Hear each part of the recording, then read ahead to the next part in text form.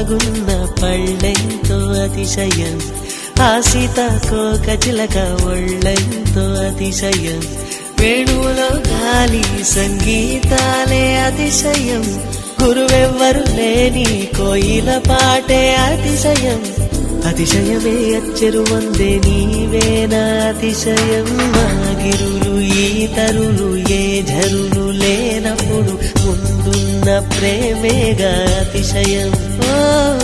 16 ప్రయాణ పరువల్లో అందరికీ పుట్టేటి ప్రేమేగా అతిశయం.